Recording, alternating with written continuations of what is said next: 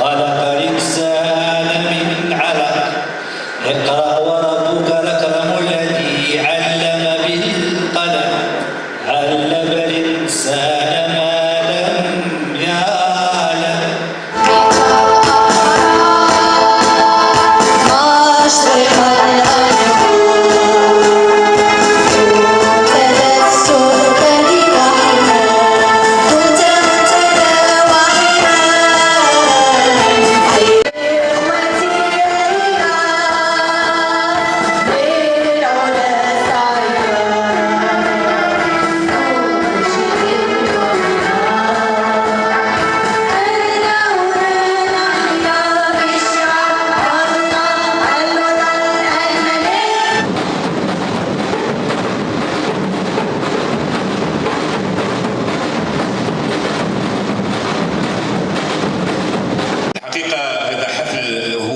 الشكر.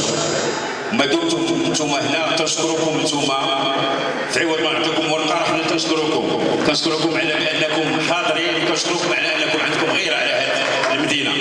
بحفل كبير، حفل تكريم بعض الشخصيات اللي عطات المدينة سلا، منهم اللي ساهموا في المجال الثقافي والرياضي والاجتماعي والتراثي، الشراكة مع جمعية المجتمع المدني وجمعية أمل سلا. هو حفل شكر وتنويه لبعض الناس اللي كما قلت ساهموا في هذه المدينة العتيقة، واللي ساهموا بمسائل هي اجتماعية ولا ثقافية ولا تراثية، مثل الحاجة السعيدة العلوي الإسماعيلي اللي حافظت على التراث ديال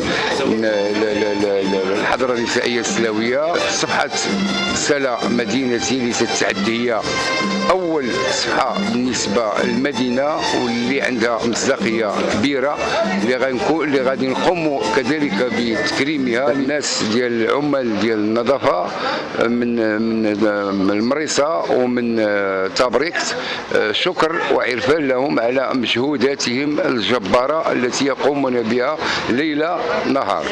اليوم غادي ان شاء الله غادي نكرموا وغادي نشكروا الناس اللي عطاو المدينه، عطاوها واحد من وقتهم وعطاوها جهد كبير بان المدينه تزيد للقدام، من رجال النظافه، من سياسيين، من فنانين، من رياضيين، وكذلك من مجتمع مدني. كنشكروا السي حسن بطاح اللي هو تيسهر على هذا الحفل ولا هذا اللقاء، بحكم انه كاتب النقابه الوطنيه للصحافه ومهن الاعلام.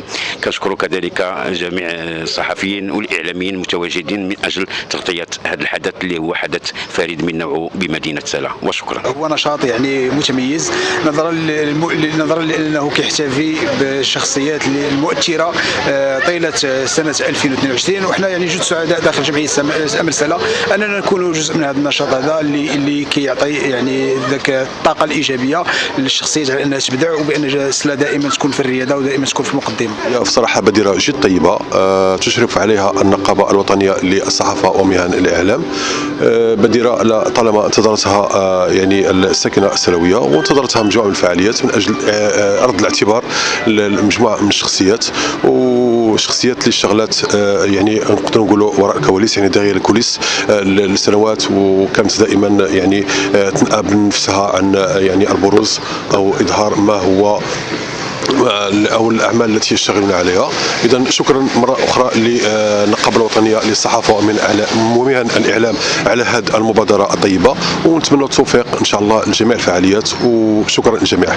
احنا اليوم حاضرين في الاحتفال اللي كتنظموا النقابه الوطنيه للصحافه ومهن الاعلام من اجل تتويج وتكريم الشخصيات التي قدمت خدمات جليله وخدمات حديثه بالنسبه لمدينه سلا.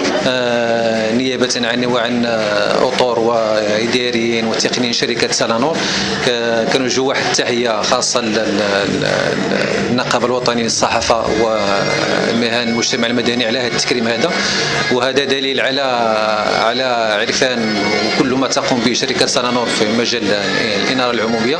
والحمد لله سلانور ديما راه في المقدمه ان شاء الله، اللي كتقدم اجود الخدمات لساكنه مدينه سلا، وشكرا.